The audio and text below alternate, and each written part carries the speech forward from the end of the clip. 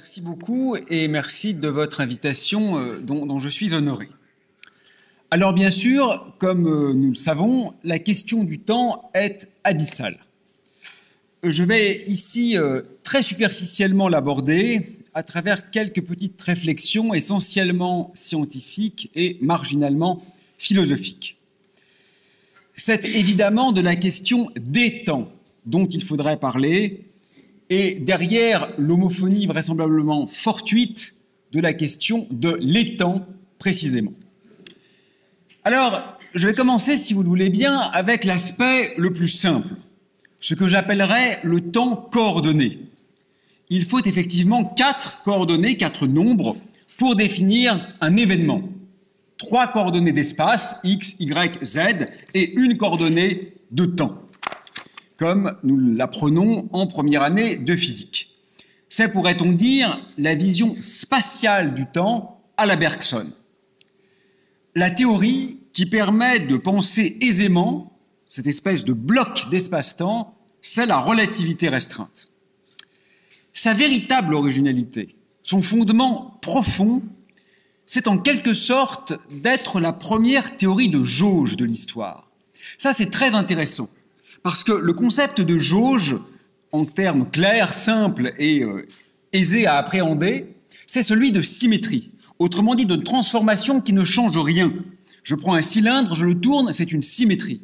Une théorie de jauge, c'est précisément un modèle qui se fonde en son socle sur l'idée de symétrie.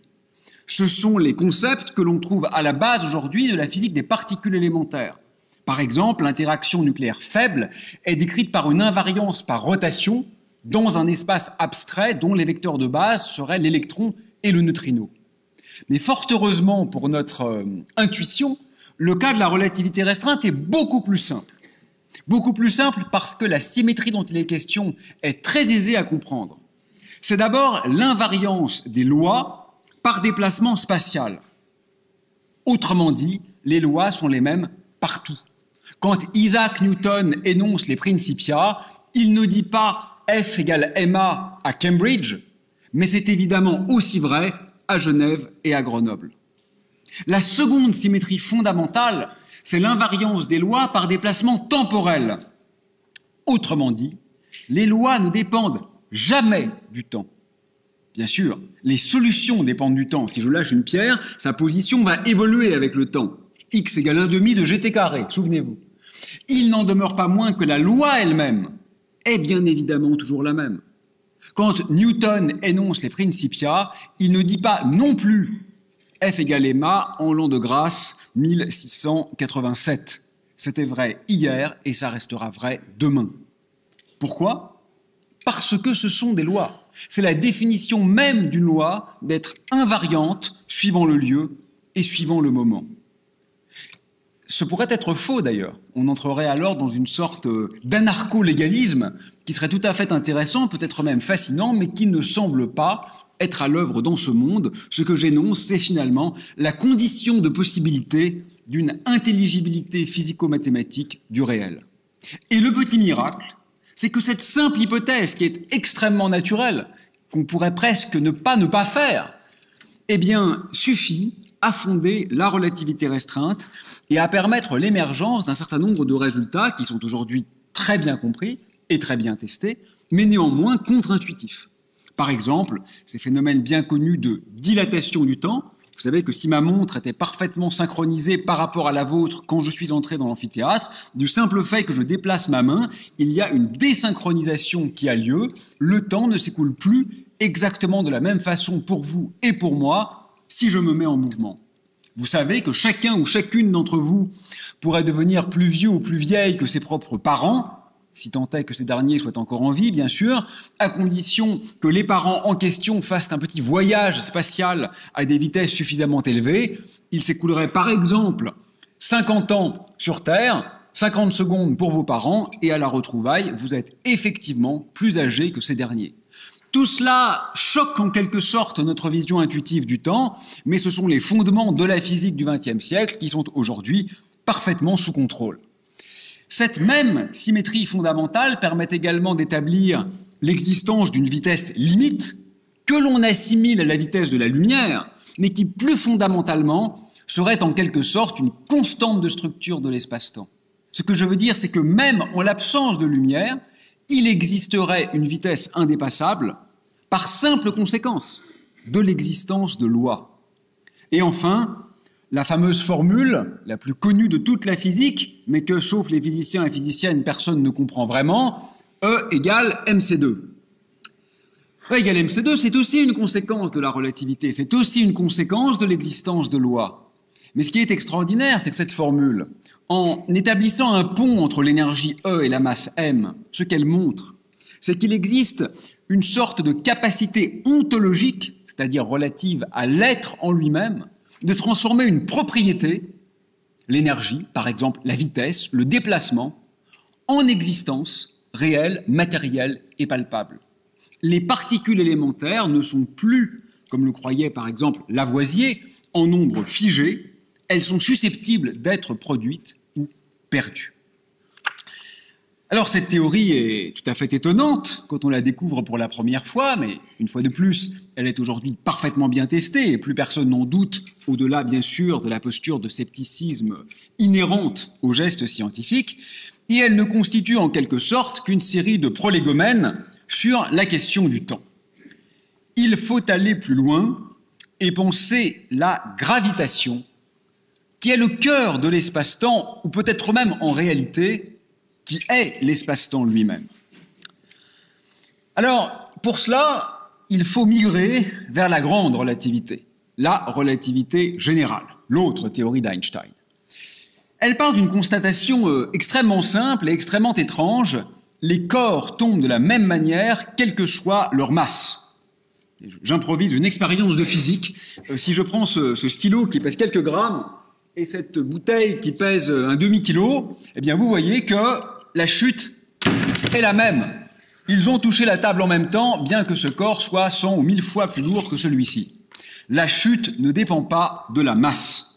Et la bonne manière de comprendre ceci, nous montre Einstein, c'est qu'en réalité, les trajectoires ne doivent plus être pensées, comme le proposait Newton, en termes de force agissant sur les corps, mais en termes de déformation de l'espace, qui, alors, et de façon parfaitement naturelle, agit de la même manière sur tous les corps.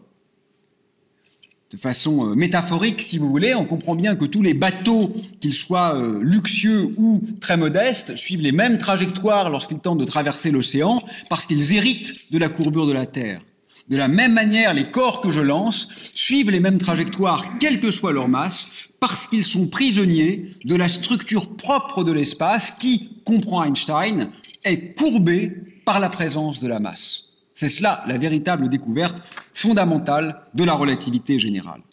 Mais bien plus qu'un espace courbe, ce qui est génial et absolument révolutionnaire, c'est la découverte d'un espace dynamique, autrement dit, susceptible d'évoluer. Plus rien n'est figé ou fixé, c'est ce qu'on nomme en physique l'invariance de fond. Le monde devient absolument relationnel. En un sens, on pourrait considérer que le Big Bang est le mouvement propre de l'espace, que les galaxies s'éloignent sans bouger, j'insiste, et ce n'est pas paradoxal, et ce n'est pas aporétique, que les galaxies s'éloignent sans bouger parce qu'elles sont prisonnières de l'espace qui, lui-même, comprend Einstein, se dilate.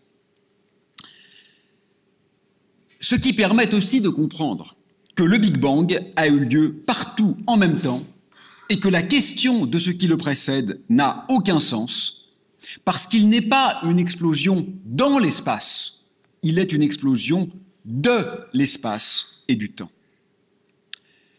Mais, au-delà de ces considérations cosmologiques, la question du temps se pose en relativité générale, plus profondément et aiguement encore qu'en relativité restreinte. D'abord parce que des phénomènes étranges apparaissent ici aussi, peut-être plus étranges encore. Par exemple, même sans mouvement, même sans me déplacer, en ce moment dans cette pièce, le temps s'écoule un peu plus lentement pour mes pieds que pour mon visage, simplement parce que le champ gravitationnel est plus intense au niveau du sol qu'au niveau du plafond de cet amphithéâtre. Par exemple, parce que la relativité prédit l'existence de trous noirs, des objets paroxystiques, des astres occlus, comme on peut les nommer. Autrement dit, des petites zones de l'espace dans lesquelles il est possible d'entrer, mais desquelles il est impossible de s'extraire. Eh bien, si vous stationniez quelques instants proche de la surface, ce qu'on nomme l'horizon du trou noir, sans entrer dans celui-ci, vous pourriez, au retour dans l'univers extérieur, ce qui est par conséquent autorisé, puisque vous n'êtes pas entré dans le trou noir dans cette expérience de pensée, voir un univers qui aurait vieilli de millions ou de milliards d'années, pendant que quelques secondes seulement se seraient passées pour vous. À l'intérieur du trou noir, c'est plus extraordinaire encore. Le temps se change en espace et l'espace se change en temps. Et si tant est que le trou noir ne tourne pas, la singularité centrale marque en réalité, littéralement, ce n'est pas une métaphore, l'achèvement du temps. Voilà qui peut légitimement nous étonner ou nous surprendre, mais qui relève néanmoins d'une science cohérente, bien comprise et relativement consensuelle quant à ses conséquences. Ce qui est plus fondamental encore, à mon sens, ce qui est essentiel en fait en relativité générale, c'est que le temps y devient indiscernable de l'espace. En un sens, il faut penser en termes purement relatifs et stricto sensu se passer du concept de temps. C'est un peu cela, la grande leçon de la relativité générale. Nous sommes en quelque sorte des habitants du champ gravitationnel en lieu et place de l'espace-temps. Je me permets de vous faire remarquer que se passer du temps, ce n'est pas si étonnant que cela. Déjà en physique classique, sans relativité, avec ce que nous avons appris au lycée, remarquons qu'on n'accède jamais au temps en lui-même. En fait, on ne mesure que des corrélations entre les systèmes physiques. Si je vous dis par exemple que cette conférence se termine dans 45 minutes, ce que je veux en réalité signifier, c'est que le spiral de ma montre va faire à peu près 10 000 oscillations pendant le déroulé de mon exposé. Et c'est ça que je mesure, c'est cela que je surveille quand je regarde ma montre. Ce n'est pas le temps en lui-même, de façon intrinsèque, pure, ou dans une sorte d'absoluité fantasmée. Non, c'est la position des aiguilles de ma montre et le mouvement d'un oscillateur mécanique. Je ne suis que dans un système de relations, et je n'accède jamais à cette étrange invention de Newton qu'on pourrait nommer le temps ontologique, c'est-à-dire doté d'une existence propre. Techniquement, la relativité générale est ce qu'on nomme une théorie contrainte. Son hamiltonien est nul. Je vous fais grâce des détails, mais retenez que ce n'en est précisément pas un. Les choses deviennent pires encore, et donc plus excitantes en quelque sorte, avec la gravitation quantique. En effet, le temps est presque une forme d'espace, ce que je viens d'expliquer en relativité générale, mais ce n'est pas du tout le cas en mécanique quantique. Vous savez, la mécanique quantique, c'est cette science de la matière. Pour le dire de façon extrêmement schématique, la relativité est la théorie du contenant, c'est-à-dire de l'espace-temps. La mécanique quantique est la théorie du contenu, la matière, la lumière, les gens, les objets, les animaux, les planètes. Cette mécanique quantique, elle nous montre qu'à petite échelle, tout devient discret, discontinu, comme si le travail d'ourdissage du réel se révélait. Elle nous montre que le reposant déterminisme mécaniciste de la physique classique doit être déconstruit au profit d'une vision stochastique. Il y a de l'aléatoire indépassable. Et la mécanique quantique nous montre que les algèbres sont non commutatives, c'est-à-dire que l'ordre des mesures influe sur le résultat. Comme la relativité, c'est une théorie très bien vérifiée, très bien comprise, très consensuelle, très utilisée, qui ne fait plus réellement question, au-delà, une fois de plus, du doute inhérent à tout geste scientifique. Mais quand on unifie cette relativité générale, théorie de la gravitation, théorie d'Einstein, avec la physique quantique de Bohr, Schrödinger, Heisenberg, Dirac, Pauli, que se passe-t-il? Eh bien, un problème gigantesque. Parce que précisément, le temps est singulier en quantique, alors qu'il est comparable à l'espace en relativité. Dans l'approche sur laquelle je travaille, celle des boucles, et je ne vais pas ce soir du tout la promouvoir ni l'évoquer davantage, il y a des effets très extraordinaires qui apparaissent concernant le temps. Le Big Bang, par exemple, est remplacé par un Big Bounce, c'est-à-dire un grand rebond. Et au voisinage de celui-ci, dans cette phase qu'on pourrait dire paroxystique, le temps semble disparaître. Le monde devient purement spatial, euclidien plus que lorenzien, diraient les mathématiciens. C'est un scénario d'ailleurs qui a été postulé par Stephen Hawking il y a de nombreuses décennies, mais qui se réalise ici de façon dynamique et naturelle. Il est extrêmement difficile de mener à bien des prédictions dans ce cadre et par conséquent de mettre à l'épreuve ces théories. À l'heure actuelle, soyons honnêtes, la gravitation quantique reste spéculative et nous ne disposons pas d'un modèle suffisamment testé ou étayé pour le diffuser, le communiquer et l'enseigner. Mais l'essentiel, je crois, pour la question de temps qui nous intéresse ce soir, n'est toujours pas là. En fait, la question subtile du temps, ce n'est pas, me semble-t-il, celle du temps coordonné, tout ce que je viens d'expliquer depuis un quart d'heure. C'est bien plutôt celle de l'irréversibilité, c'est-à-dire de la distinction du passé et du futur. Imaginez que nous lancions des balles de tennis très fort dans une grande pièce comme celle-ci et qu'on fasse une photographie. Alors une photo un peu floue. Pourquoi un peu floue? Parce que si la photo est un peu floue, on va voir à la fois la position des balles et leur vitesse, n'est-ce pas? Plus l'image sera floue, plus la vitesse des balles sera grande. Donc sur la photo, j'aurai l'information, position des balles et vitesse des balles. Et imaginez que vous connaissiez les lois de la physique et je vous demande quelle sera la position des balles dans 2 secondes. Vous pouvez la calculer avec une certaine précision. Et je vous pose maintenant la question, quelle était la position des balles il y a quelques secondes dans le passé? Vous pouvez aussi la calculer avec exactement la même précision. Vous connaissez exactement aussi bien ou aussi mal le passé que le futur que le passé. Pourtant, vous savez ce que vous avez mangé il y a une semaine, si vous avez une bonne mémoire. Vous ne savez pas ce que vous allez manger dans une semaine. Pourquoi? C'est ça la question fondamentale. Pour le dire comme Carlo Rovelli, le physicien génial, pourquoi nous souvenons-nous d'hier et pas de demain? Et ne me répondez pas parce que hier a déjà eu lieu et pas demain. Ça, c'est précisément ce qu'on veut comprendre. Ça, c'est pas une explication, c'est une constatation. Mais les lois fondamentales de la physique nous donnent exactement la même information sur le passé que sur le futur. Pourquoi donc n'avons-nous pas, en réalité, dans ce monde-là, la même information sur le passé et sur le futur? Voilà le grand paradoxe et voilà la question subtile. Et elle est essentielle. Parce que ce qui nous définit comme espèce, notre ADN, comme civilisation, notre culture, comme individu, nos expériences propres, c'est précisément cette distinction entre le passé et le futur qui permet l'existence d'une mémoire. Les lois de la physique fondamentale sont toutes invariantes par renversement du temps. Comment est-il donc possible qu'un monde orienté émerge de lois qui ne le sont pas ? Il existe néanmoins une unique exception, c'est la thermodynamique. C'est la science de la chaleur qui se trouve être aussi la science de la mémoire. Le cœur de la thermodynamique, c'est le second principe.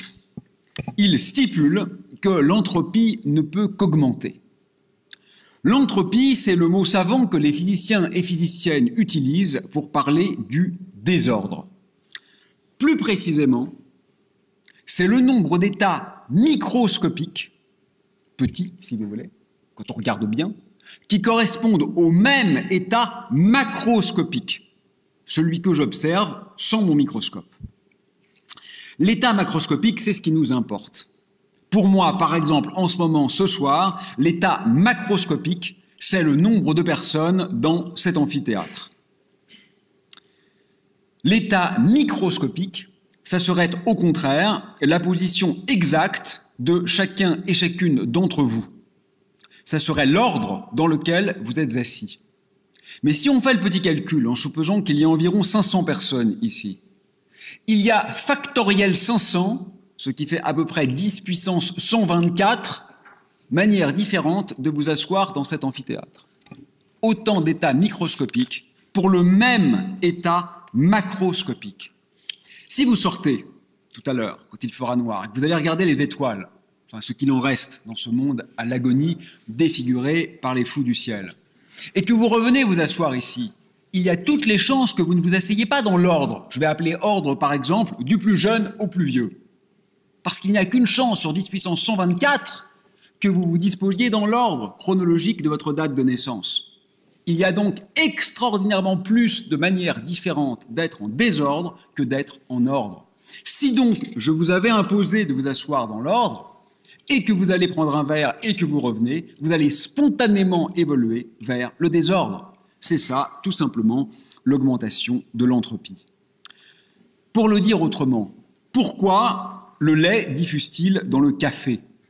C'est le même phénomène, hein. Il n'y a aucune force qui oblige la goutte de lait à se répartir dans le café. Il n'y a aucun principe d'énergie qui impose la dissolution du lait dans le café. Le lait pourrait parfaitement se reformer dans le café sans violer aucune loi de conservation d'énergie, ni aucune inscription des forces fondamentales de l'univers. Pourquoi ça n'arrive pas? Tout simplement parce que c'est très improbable. Il y a énormément plus de manières différentes pour les molécules de lait d'être diffuses dans le café, et donc pour vous de voir l'état macroscopique café au lait, que de manières de se reformer sous forme de gouttes, et donc pour vous de voir l'état macroscopique, gouttes subsistant miraculeusement à l'intérieur du café. Pourquoi du gaz coloré qui aurait été enfermé dans une bouteille que l'on ouvre va-t-il diffuser dans la pièce? Parce que cela correspond à un beaucoup plus grand nombre d'états microscopiques. Et c'est pour ça qu'il ne rentrera pas dans la bouteille, bien qu'aucun état microscopique ne soit plus probable qu'un autre. C'est uniquement une question de nombre. Il y a plus de micro-états pour le gaz diffus que pour le gaz emprisonné. Voilà le fondement du second principe de la thermodynamique, et c'est grâce à cela que nous pouvons respirer en ce moment, et que toutes les molécules d'air de cet amphi ne viennent pas se figer dans un coin. Ce qui serait énergétiquement parfaitement possible et autorisé, mais ce qui n'a pas lieu simplement parce que c'est improbable. Dieu nous préserve de cette éventualité pendant la conférence. L'entropie doit donc augmenter, nous dit la thermodynamique. Nous allons vers le désordre, c'est-à-dire vers l'état microscopique le plus probable, ou plus exactement l'état macroscopique associé à l'état microscopique le plus nombreux. L'orientation du temps semble enfin rétablie grâce à ce second principe. Attention néanmoins, alors là vous pensez que vous commencez à comprendre, et je vais mettre le bordel dans votre esprit immédiatement. Il y a une petite chose qu'on ne vous a pas dit à l'école, et même ceux ici qui sont étudiants en physique, on ne leur a vraisemblablement pas dit. Et vous allez trouver bizarre ce que je vais vous dire, pourtant c'est vrai. C'est que, hélas, l'entropie est croissante dans les deux sens du temps. C'est en fait ce que dit le théorème état de Boltzmann. Alors pourquoi ça? C'est très simple en fait, hein. Imaginez que je vous donne une photographie, vous voyez un nuage de gaz là, qui dans cette pièce est exactement entre mes deux mains. Et je vous demande quelle sera sa taille dans quelques secondes. Bien sûr, vous répondrez, ça sera ça. Il aura grandi dans quelques secondes, parce qu'il diffuse. C'est votre intuition, c'est ce qu'apprend la thermodynamique, tout va bien. Et maintenant, je vous demande quel était son état il y a quelques secondes. Vous allez répondre, il était comme ça, puisqu'il a diffusé entre-temps. Ah ça c'est l'intuition. Mais ce n'est pas la thermodynamique. La thermodynamique vous dit exactement le contraire. Elle vous dit non, il y a quelques secondes, le gaz était grand aussi. Ce qui est faux, parce que vous n'avez jamais vu un nuage de gaz spontanément rétrécir. Et pourquoi la thermodynamique répond-elle qu'il y a quelques secondes, le nuage était grand? Mais tout simplement parce que c'est exponentiellement plus probable de fluctuer de cet état-là vers cet état-là que de fluctuer d'un état encore plus petit, donc encore plus extraordinairement improbable, vers cet état-là. La thermodynamique est claire. Vous devriez venir d'un gros nuage qui est devenu petit et non pas d'un minuscule nuage incroyablement défavorisé qui est devenu petit. Autrement dit, et en clair, pour comprendre l'orientation du temps, il ne suffit pas de dire que l'entropie croît. Encore faut-il des conditions initiales très particulières. Bien sûr, si vous rajoutez comme hypothèse du problème que, initialement, quelqu'un avait mis le gaz dans la bouteille, ah ben là, tout va bien. Parce que vous imposez une entropie initiale minuscule. Vous imposez un tout petit désordre principiel au début. Et là, bien sûr, la thermodynamique vous donne la bonne réponse et vous dit le gaz diffuse. Mais pour ça, il faut en plus se donner ce qu'on appelle en physique des conditions aux limites. C'est extrêmement important. Parce que je me permets de vous faire remarquer que, en réalité, puisque vraisemblablement l'orientation du temps est ancrée dans cette augmentation d'entropie adjointe à des conditions initiales particulières, tout ce qui permet notre existence est en fait caché ici. Ce qui fait que nous sommes là, c'est que nous nous trouvons en réalité dans une phase d'augmentation d'entropie de l'univers. Si l'univers était à l'équilibre, c'est-à-dire s'il avait atteint son état d'entropie maximum, il n'y aurait plus de temps.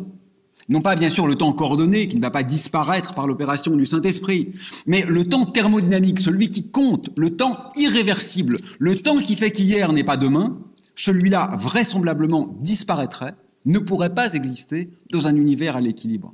Et donc nous non plus, bien sûr, puisque nous sommes une conséquence directe de cette irréversibilité. Je veux donc insister, rien de signifiant n'aurait lieu dans ce monde, ni les étoiles, ni les planètes, ni les galaxies, ni la complexité, ni la chimie, ni les nuages de gaz, etc., si nous n'étions pas dans une phase d'augmentation de l'entropie de l'univers. Si le système était à l'équilibre, il serait inintéressant, pauvre et morne. Nous sommes là parce que le Soleil est un point chaud dans un environnement froid. On nous dit à longueur de journée que ce qui nous importe, c'est de recevoir de l'énergie du Soleil, ce qui est vrai bien sûr, mais ce n'est que le détail dans l'affaire.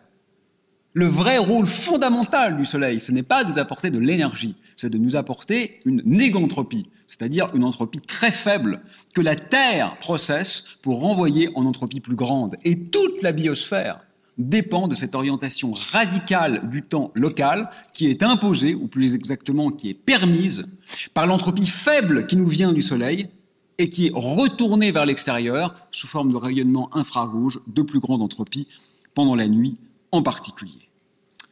Autrement dit,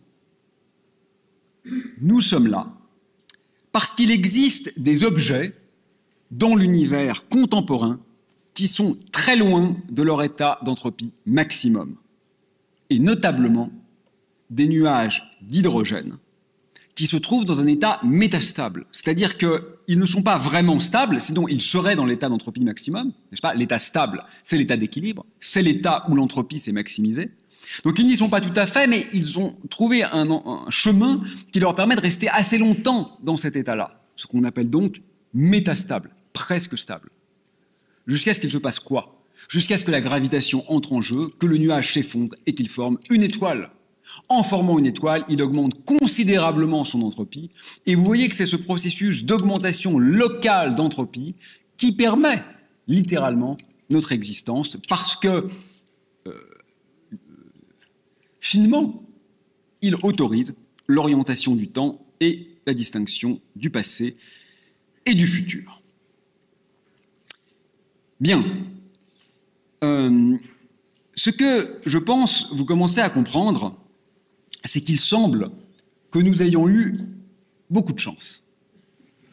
Si au cours de l'expansion de l'univers, tout l'hydrogène avait brûlé, autrement dit, si nous n'avions pas un réservoir d'entropie qui puisse encore augmenter et donc orienter le temps, vraisemblablement, nous ne serions pas là.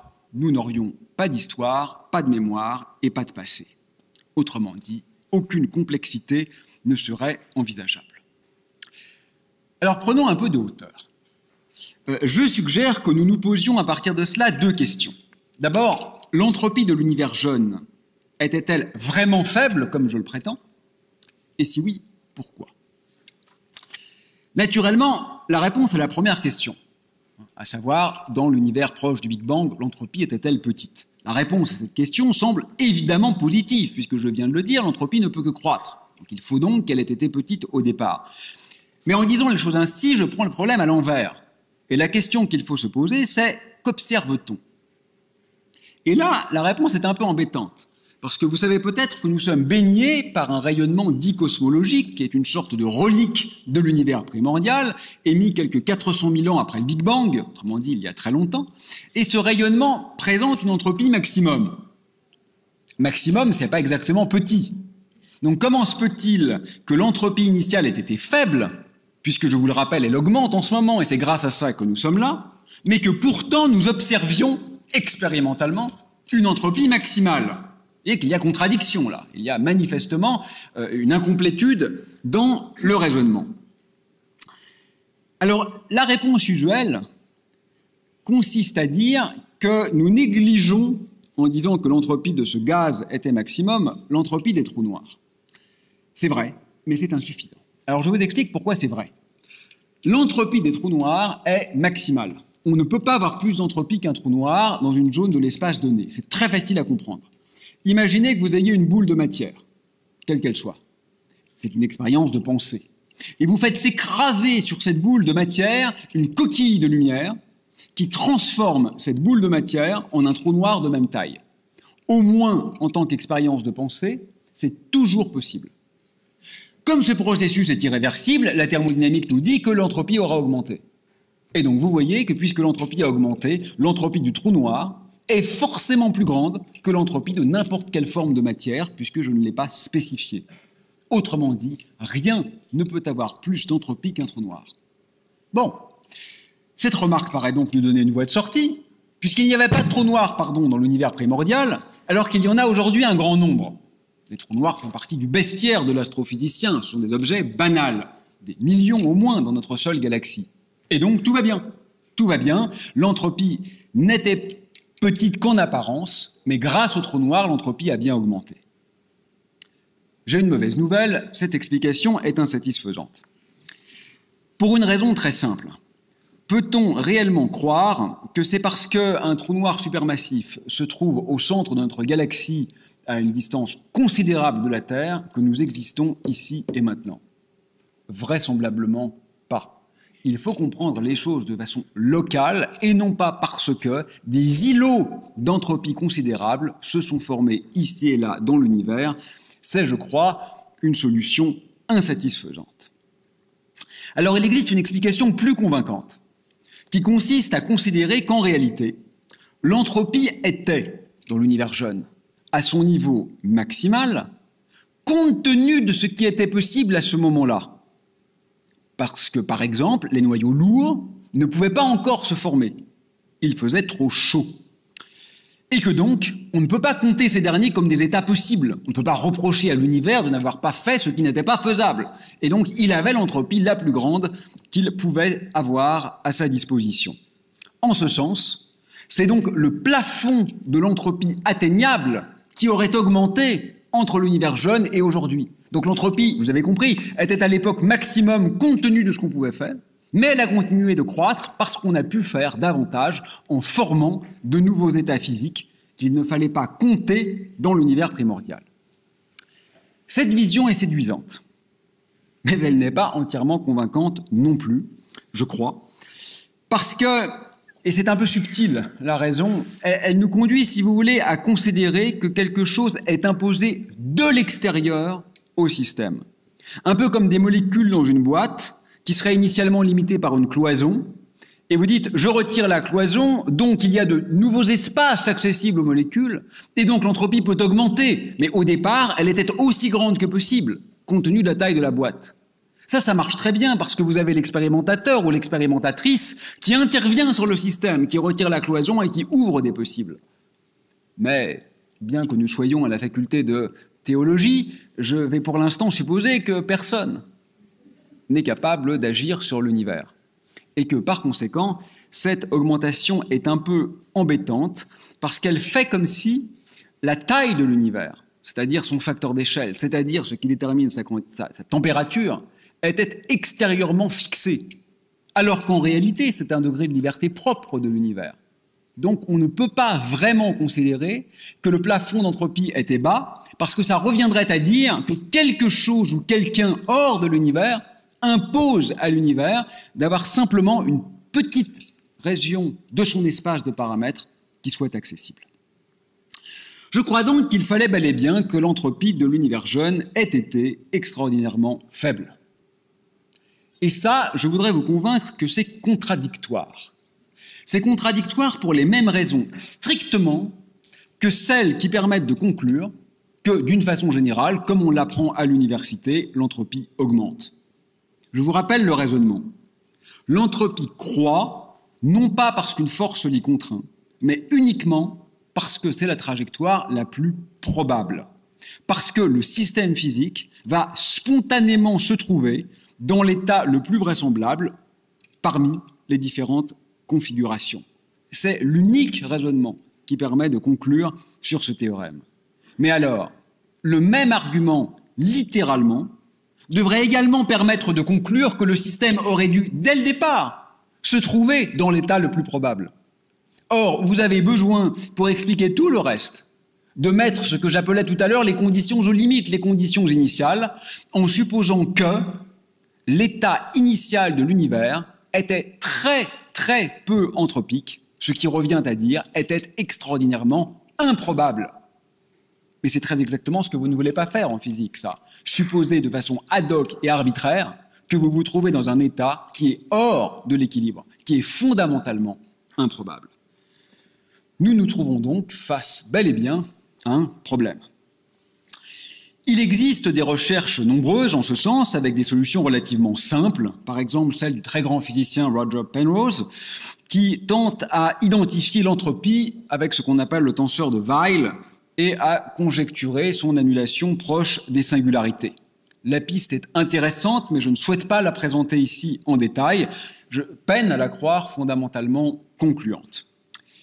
Il me semble que la meilleure explication est, paradoxalement peut-être, à chercher et à trouver du côté de la biologie.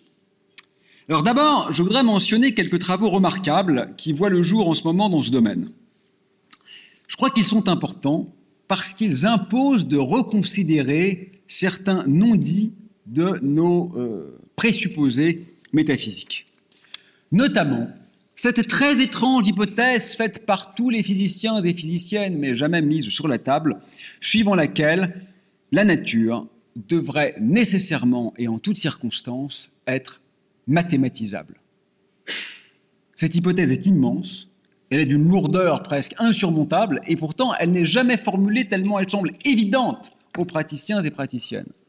Sachez quand même qu'au XXe siècle, un scientifique de poids s'y est opposé, c'est Alexander Grothendieck, l'un des plus grands mathématiciens de tous les temps, accessoirement le fondateur de l'écologie radicale, qui pensait plus loin que l'immédiateté, plus loin que le corporatisme, et qui déplorait l'envoûtement aux mathématiques de l'ensemble des sciences et des raisonnements humains, y compris des sciences sociales, dont il considérait qu'il était très important qu'elles ne recourent pas trop aux mathématiques, parce que la pensée binaire est extrêmement réductrice, et pour élégante qu'elle soit, personne ne le conteste, n'aurait peut-être pas vocation à embrasser la totalité du réel.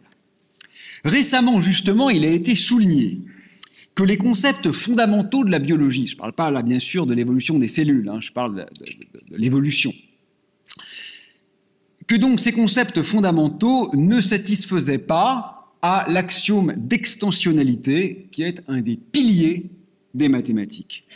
Ce qui pourrait fort bien signifier, je le dis au conditionnel, ce n'est pas consensuel, que la biologie serait en tant que telle hors du champ d'application des mathématiques.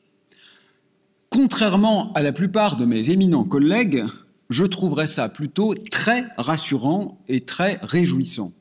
Il y a de l'ailleurs. Le poétique résiste.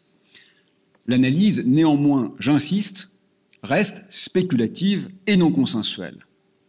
Plus prosaïquement, pour ce qui nous intéresse ce soir, ce que ça veut dire, ça, c'est que l'espace des configurations en biologie, c'est-à-dire des états possibles, si vous voulez, n'est peut-être pas ici fixé à l'avance, alors qu'il l'est bien sûr en physique.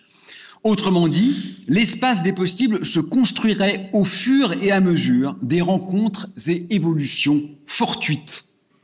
L'émergence d'une nouvelle espèce, par exemple, résulte souvent d'un événement géologique conjointe à l'improbable conjonction de la présence d'un groupe égaré sur un territoire rendu propice qui était totalement imprévisible en tant que tel, inanticipable. Et cela change drastiquement la donne dans ce contexte. Et cela s'inscrit en faux par rapport à toute la méthodologie usuelle de la physique théorique. Ici, en biologie, j'entends, l'envisageable et l'autorisé s'écrivent au fur et à mesure de la progression du texte. La potentialité, qui est le cœur de la pensée biologique évolutive, est un concept fondamentalement dépendant d'histoires par essence imprévisibles. Ce qui revient pour l'essentiel à considérer qu'ici, les lois, si loi il y a, s'inventent à mesure de l'exploration, en tension radicale avec ce que j'évoquais tout à l'heure comme fondement de la théorie de la relativité. Mais pour la question du temps, à laquelle je veux maintenant revenir, qui nous intéresse ce soir, je crois que ce qui est particulièrement novateur ici est un peu différent. Imaginez, pour commencer, et pour introduire mon propos sur ce point, une boîte remplie de boules rouges et vertes initialement séparées. Vous auriez au départ toutes les rouges à gauche et toutes les vertes à droite. C'est un état, dirions-nous, d'entropie faible, puisque le système est ordonné. Les rouges ensemble, les vertes ensemble. Vous secouez la boîte, ou tout simplement vous laissez les boules diffuser s'il y a suffisamment de chaleur. Elles vont bien sûr se mélanger, on va vers le désordre, l'entropie augmente, tout va bien. Et si vous êtes daltonien, vous ne voyez pas des boules rouges et vertes, vous voyez toutes les boules initiales. Et donc pour vous, qu'est-ce qui s'est passé du point de vue de l'entropie? Elle est restée constante. Elle est restée constante. Vous aviez un système avec des boules grises partout, à la fin, vous avez toujours des boules grises partout. Qui a raison? Personne. L'entropie est une grandeur relative. L'entropie dépend de la manière dont vous appréhendez le système. Elle n'est pas intrinsèquement inhérente au système. Elle est liée à notre couplage avec le système. Stricto sensu, l'entropie a considérablement augmenté si vous voyez les couleurs. Elle n'a pas augmenté si vous ne voyez pas les couleurs. Mais par voir, ce que j'entends, ce n'est pas littéralement voir, c'est suivant que les couleurs importent pour vous, que vous avez un couplage avec la couleur, ou suivant que vous n'en avez pas. Ce qui signifie que l'entropie véritable est un mauvais concept. En fait, l'entropie est liée à une granulation, ce qu'on nomme en anglais un coarse graining, c'est-à-dire une certaine manière de regrouper les degrés de liberté microscopiques pour former un état macroscopique. Mais ce dernier, l'état macro, il n'est pas intrinsèque au système ou à la nature. Il dépend en fait de votre interaction avec le système. C'est ça et uniquement ça qui fixe ce qu'est un état macro.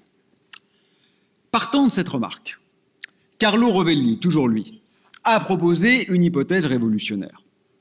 Il suggère que pour n'importe quelle évolution de l'état microscopique, le petit, le précis, le détaillé, il existe une certaine granulation pour laquelle l'entropie augmente.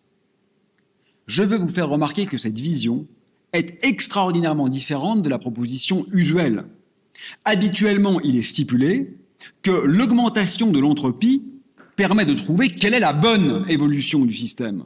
Ici, tout au contraire, ce que dit Rovelli, ce qui est envisagé, c'est que même pour une dynamique que nous considérerions normalement comme très improbable, il existe quand même un jeu de variables macroscopiques tel que pour cette trajectoire, l'entropie augmente. Vous allez comprendre pourquoi ça change tout. Par exemple, en ce qui concerne la question de la faiblesse de l'entropie initiale de l'univers que j'évoquais il y a quelques minutes. Cette question peut maintenant être dénouée en considérant non pas que l'état initial de l'univers était très improbable, ce qu'on dit d'habitude, ce que je vous ai dit, ce dont j'ai essayé de vous convaincre, mais bien plutôt en stipulant que nous autres, les systèmes vivants, nous avons un couplage avec l'univers, c'est-à-dire des variables macroscopiques qui font que nous voyons une entropie croissante. Et je vous le rappelle, cette entropie croissante, c'est la condition de possibilité de notre existence, de l'histoire, de la mémoire et de la complexité. Autrement dit, il n'y aurait rien de très énigmatique dans la petitesse de l'entropie initiale. Elle ne serait pas intrinsèquement minuscule et inhérente au cosmos. Elle ne le serait que parce que nous sommes celles et ceux qui interagissent avec le monde, suivant des variables macroscopiques qui nous font voir une entropie initialement petite et donc croissante, et donc un temps orienté, et donc les conditions de possibilité d'une biologie. Alors prenons un exemple. Imaginons une trajectoire improbable. Donc supposons qu'on a une bouteille ici, le gaz a diffusé, et prenons quelque chose qui ne devrait pas arriver, à savoir que le gaz qui a diffusé dans la pièce retourne spontanément dans la bouteille. Supposons que ça ait lieu. Est-ce que, comme le suggère cette proposition, je pourrais identifier ça à une entropie croissante? Alors que je vous le rappelle, j'ai passé 10 minutes à vous expliquer que le gaz qui rentre dans la bouteille, ça serait une entropie décroissante. C'est pour ça que c'est interdit, c'est ce qu'on apprend à l'université. J'espère qu'il n'y a pas d'étudiants dans la salle. Ne dites pas ce que je vous dis là à votre DS la semaine prochaine, ça ne va pas bien se passer. Et pourtant, oui, je crois qu'il est possible d'interpréter le retour du gaz dans la bouteille de façon tout à fait hétérodoxe comme une entropie croissante, à certaines conditions. Supposez que la bouteille soit peinte en noir. Et supposez que vous soyez Superman ou Superwoman. C'est-à-dire que vous avez une vue extraordinaire, pas du tout une vue d'humain. Parce que pour un humain, ça n'arrive pas. Donc il faut supposer quelqu'un d'autre qu'un humain pour le comprendre. Vous êtes donc Superman et vous voyez la position exacte de toutes les molécules du gaz dans la pièce. Autrement dit, dès que le gaz bouge un peu, que la molécule qui est là vient ici, comme vous les voyez, que vous y êtes sensible, pour vous, ça définit un autre état macroscopique. Vous voyez plein d'états macroscopiques qui changent tout le temps, ce qui n'est pas le cas pour moi, parce que moi je ne vois pas les molécules là. Mais si je suis Superman, je vois des états macroscopiques qui changent. Mais quand le gaz est dans la bouteille, n'est-ce pas?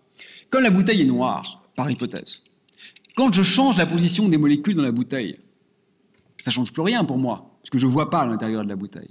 Et donc vous voyez qu'en fait, le gaz dans la bouteille est associé à un beaucoup plus grand désordre, parce que j'ai plein de manières différentes de changer la position des molécules dans la bouteille, sans que ça change ce que je vois.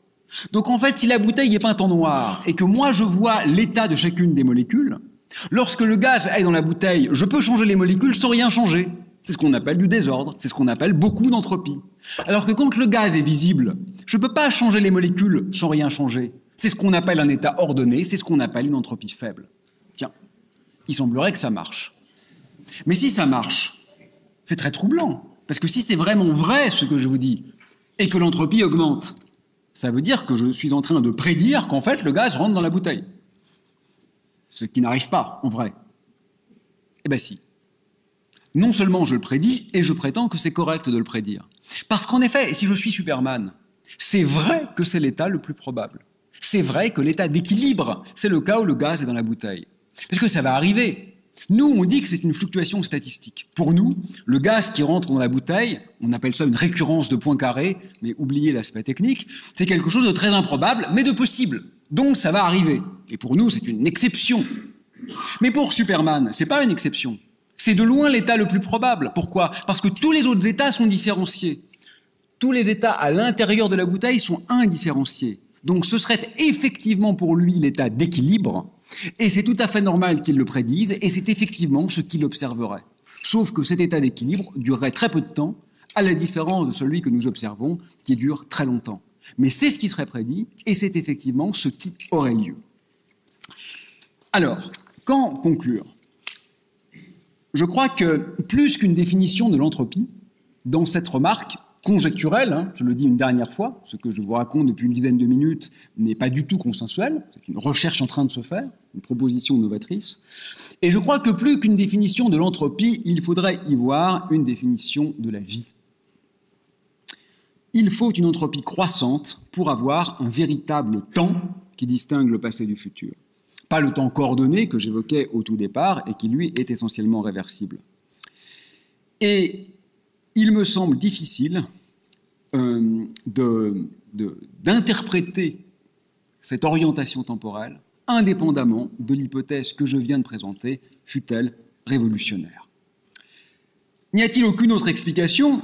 Ce n'est pas le cas. Par exemple, Boltzmann, le père de la physique statistique, pensait qu'en réalité le Big Bang était lui-même une fluctuation. C'est-à-dire que l'entropie petite de l'univers avait lieu de temps en temps, par hasard, très rarement, et que c'est lorsque l'entropie croissait que se développait un temps orienté, et donc des êtres vivants. Autrement dit, pendant des durées qu'on ne peut presque plus nommer comme ça, immémoriales, l'univers serait à l'équilibre, sans personne pour l'observer. De temps en temps, par hasard, l'entropie diminuerait, il y aurait une orientation temporelle, et donc l'existence d'une complexité.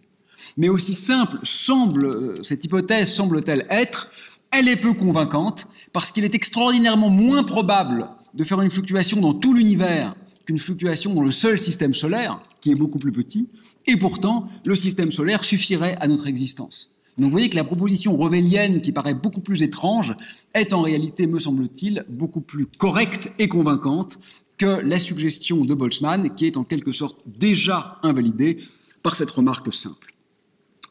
Je vais bientôt conclure, mais j'aimerais souligner que l'idée qui ici consisterait donc à supposer que nous sommes celles et ceux pour lesquels l'entropie était initialement faible, est en réalité assez cohérente. La distinction du passé et du futur ne serait plus une propriété intrinsèque de la nature, mais une conséquence de ce que nous, les vivants, les systèmes complexes, nous avons une manière d'interagir avec elle qui impose ce gradient d'entropie. Et cela pousse un peu plus loin encore une forme de perspectivisme qui, tout au contraire de ce que laisse parfois penser une vision dogmatique et erronée très scientiste, en réalité donc, nervure, me semble-t-il, toute l'histoire de la physique théorique. Et la situation est ici particulièrement fascinante, me semble-t-il, parce qu'on touche à ce qu'Emmanuel Kant considérait comme la quintessence d'une forme a priori, c'est-à-dire transcendantale, de la sensibilité humaine. Autrement dit, la déconstruction est particulièrement profonde. Elle remet en cause l'absoluité de ce qu'on pensait être le plus ancré et le plus intouchable. Mais surtout, ce qui est remarquable, c'est que tous les faits que je viens de mentionner proviennent de la granulation, c'est-à-dire de l'existence d'états macroscopiques légitimes qui, eux-mêmes, je vous le rappelle, résultent de notre insensibilité à l'état microscopique. Autrement dit, pour qu'il y ait vie, il faut qu'il y ait de l'information manquante. Il faut que nous ne soyons pas sensibles à la totalité des degrés de liberté fondamentaux. Il faut que quelque chose nous échappe.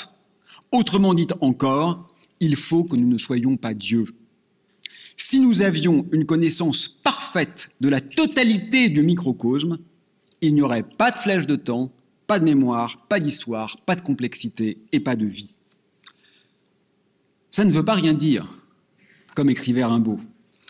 Il me semble que la proposition n'est pas sans écho à la pensée du philosophe Jean-Luc Nancy.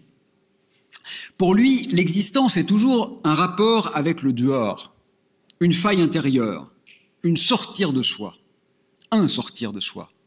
En ce sens, j'avais écrit il y a quelques années que Dieu ne peut pas exister, mais il peut être. C'est une question différente.